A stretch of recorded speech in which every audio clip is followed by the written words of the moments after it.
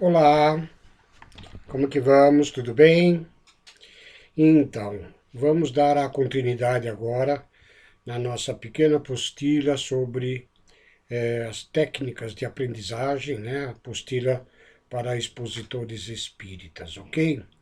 Então, eu vou dando uma lida na apostila que eu tenho aqui no computador e a gente vai explicando gradativamente as etapas do aprendizado, ok? Então, nossa apostila começa com como estudar e como aprender, com uma conceituação.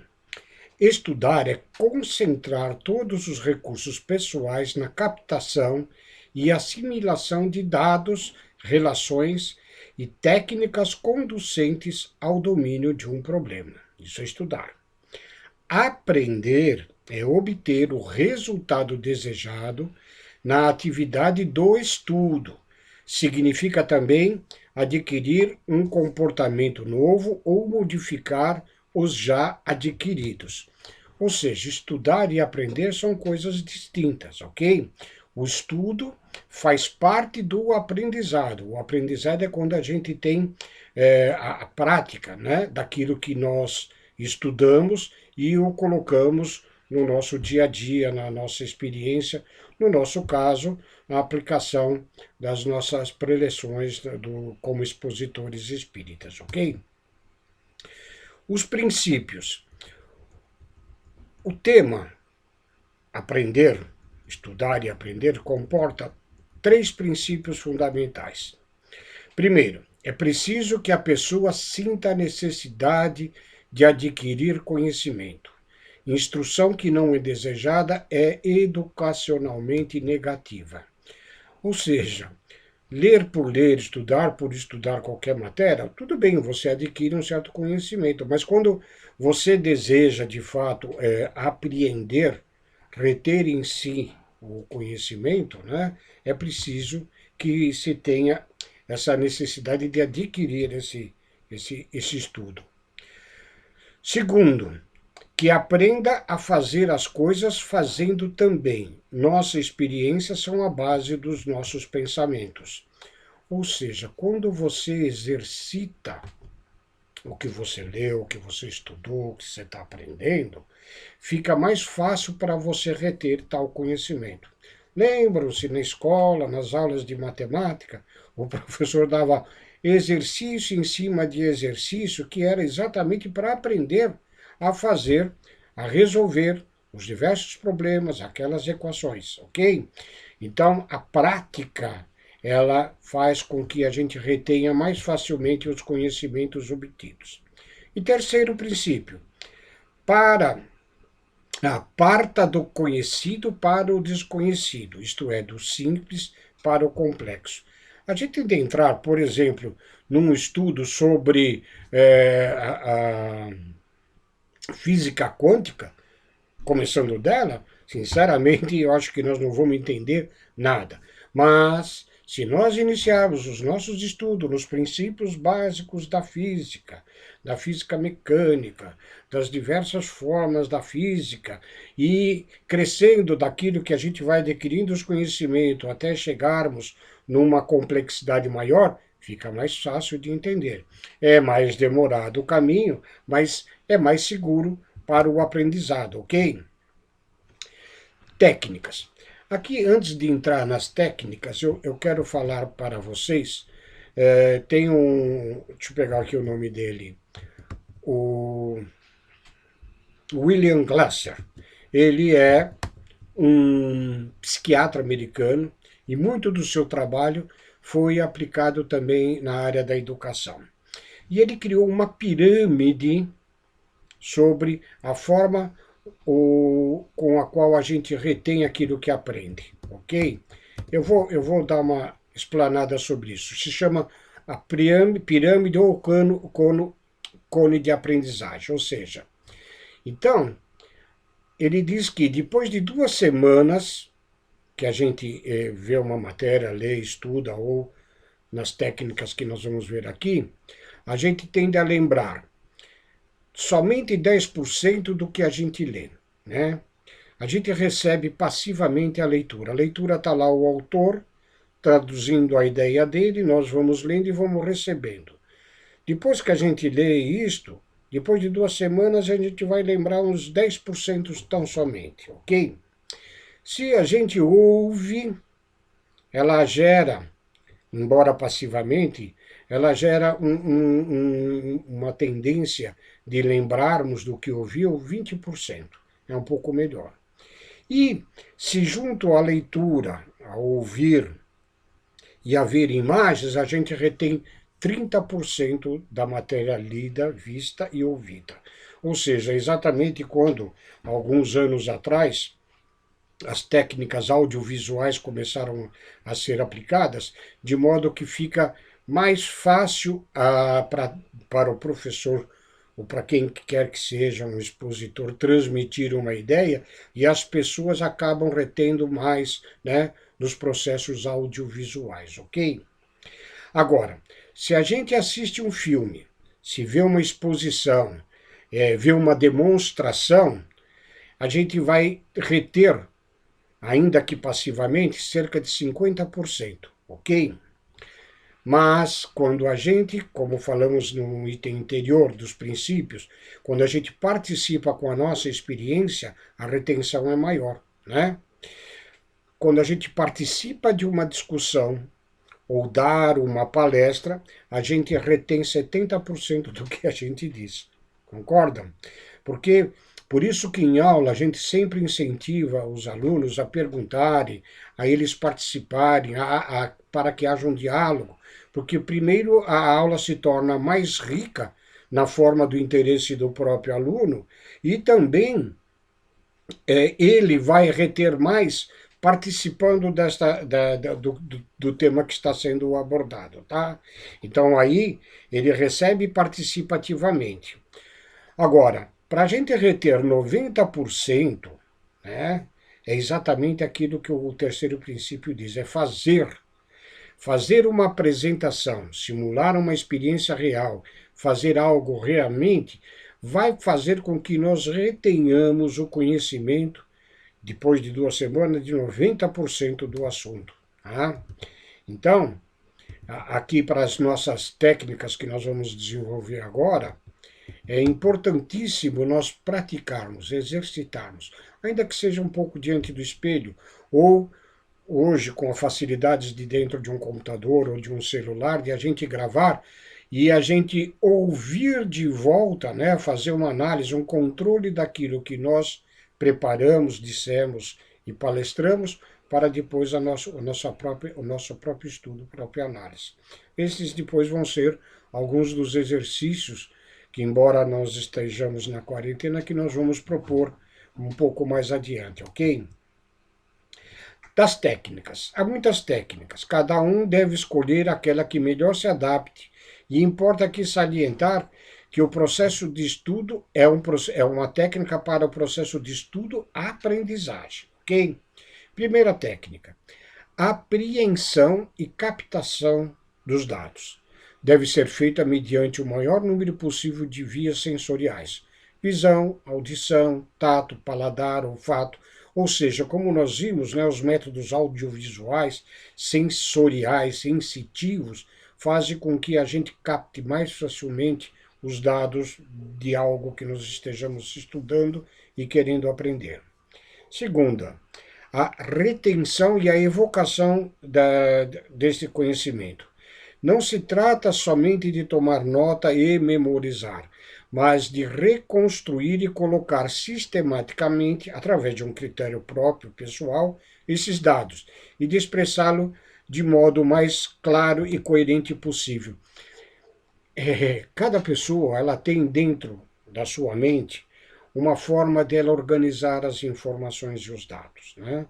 Então, muitas vezes, para mim, que é mais tranquilo, por exemplo, eu obter os dados e colocá-lo numa determinada sequência do meu interesse, muitas vezes, para outro, a sequência não pode ser aleatória, que faz com que o seu aprendizado seja maior. Né? Porque a ordem ele coloca dentro da mente, e eu preciso colocar visualmente numa sequência. Então, cada um ele vai ter a sua própria técnica de elaborar os dados obtidos para melhor retenção destas informações, ok? Elaboração e integração dos conceitos e critérios resultantes. A cada passo do aprendizado deve haver uma integração do conjunto conceitual adquirido no campo mais amplo total da disciplina que se estuda.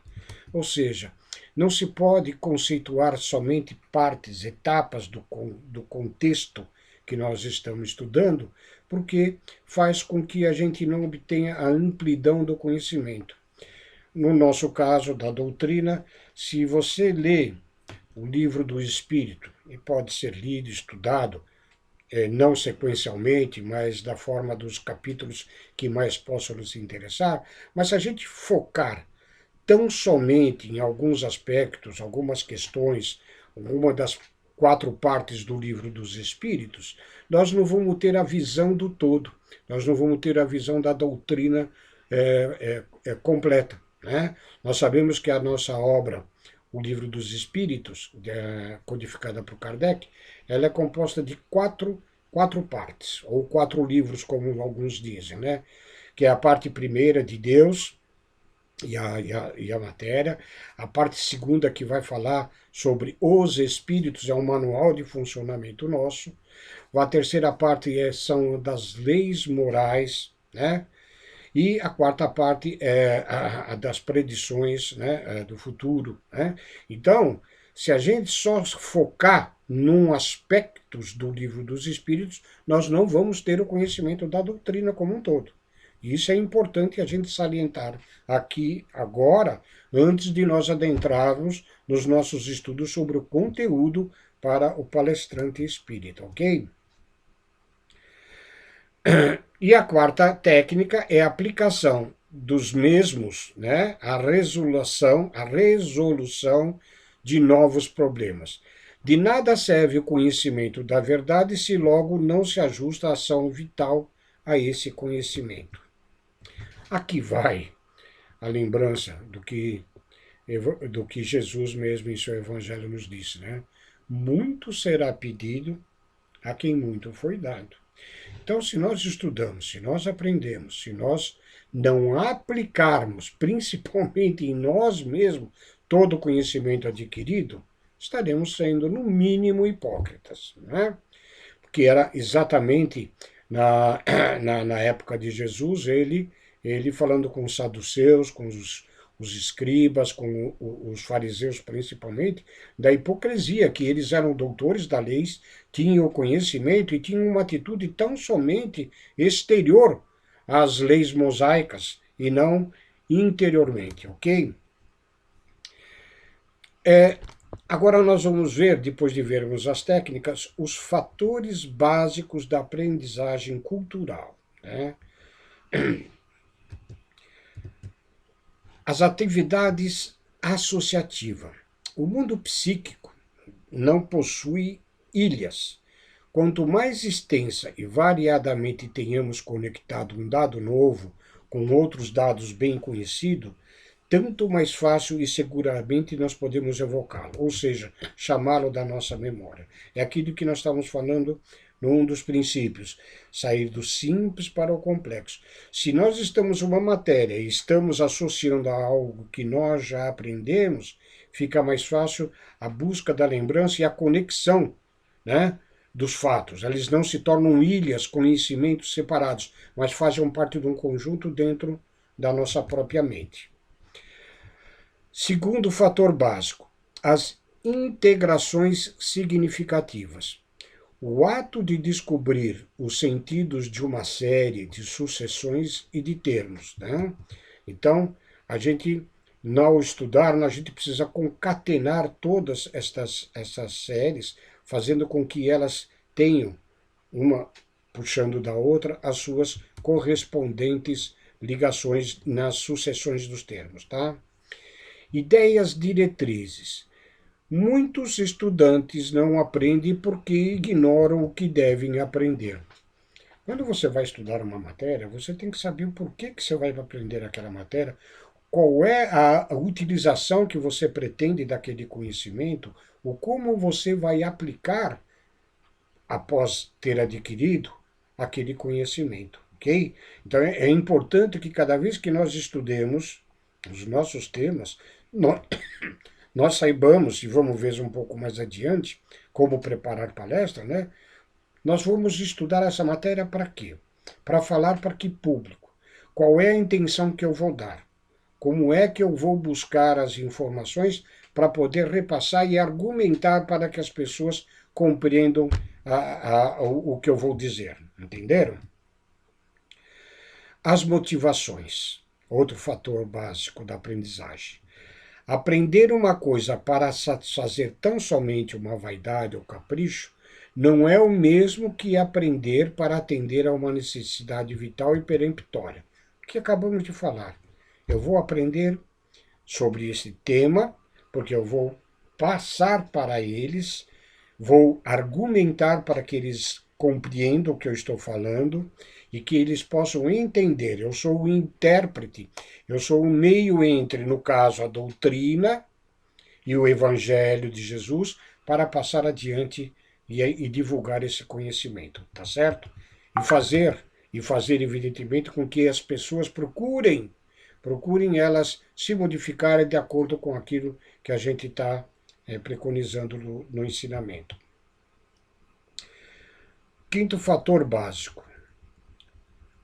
Busca de respostas apropriadas.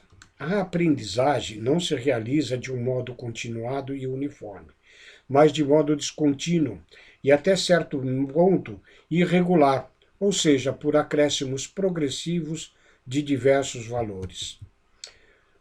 A não ser em cursos superiores na faculdade, onde você vai ter uma série de disciplinas na qual você vai estudar para que dê depois a sua formação profissional, e aí é um encadeamento natural de disciplinas complementares, adjuntas ou tecnicamente para a própria profissão.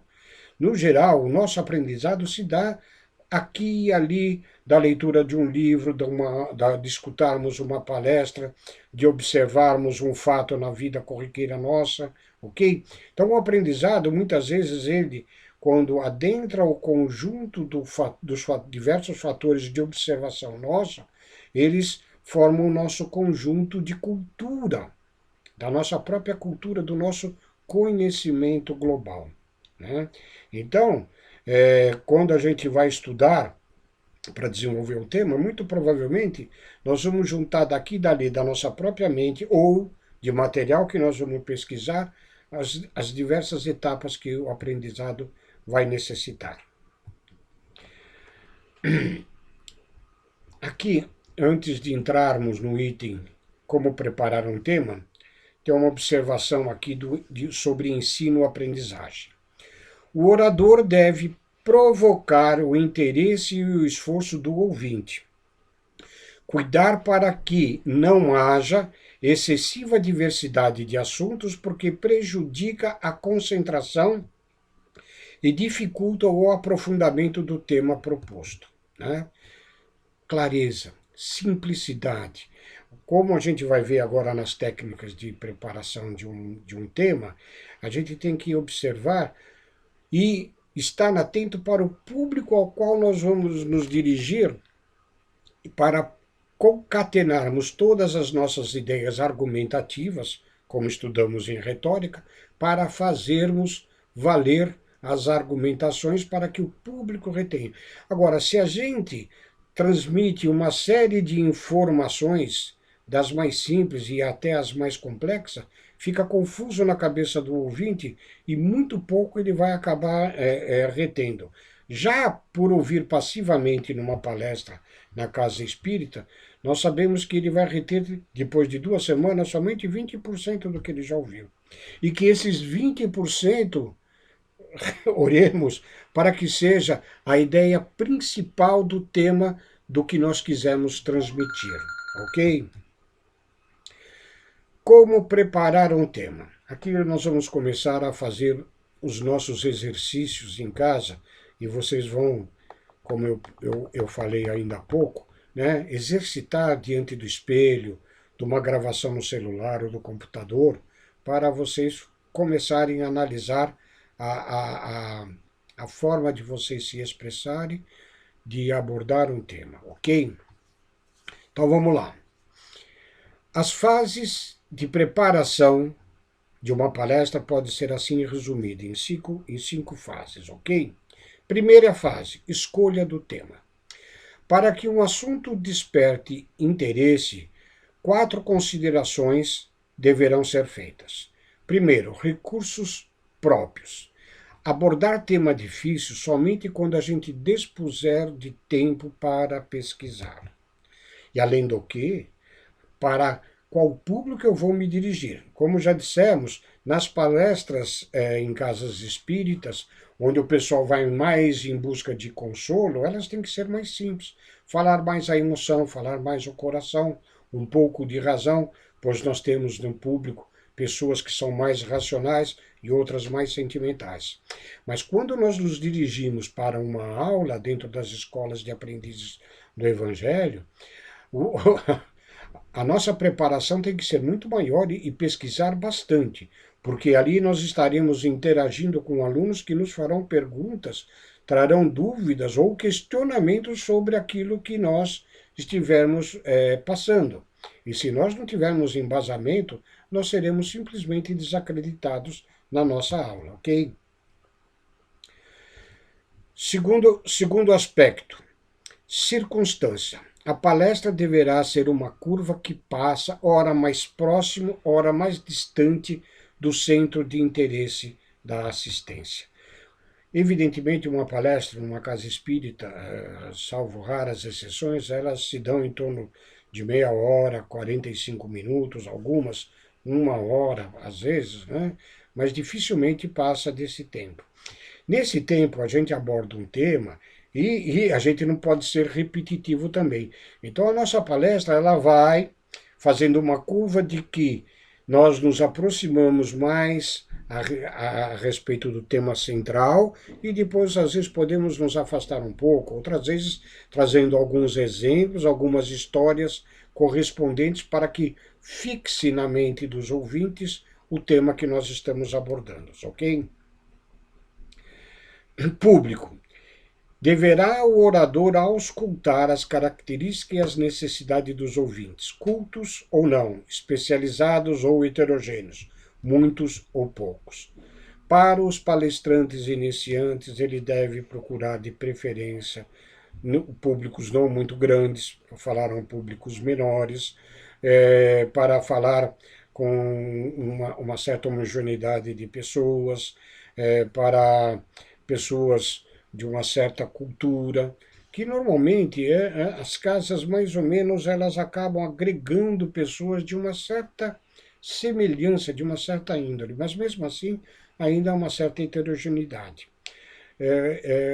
Na nossa casa do Caminheiros, quando nós temos o curso para palestrantes lá, os nossos palestrantes iniciantes, nós deslocávamos, nós preparávamos eles para pequenas palestras feitas às terças-feiras, cuja duração é de 20 minutos, e um público bastante reduzido, ok? Outras vezes para o sábado à tarde, que também era um público reduzido, mas aí uma palestra de meia hora. Para as palestras na nossa casa de segundas e quartas-feiras, que abordam os temas evangélicos mais significativos para a reforma íntima, né, eles, depois de se exercitarem com esses públicos menores, passaram também a fazer estas palestras.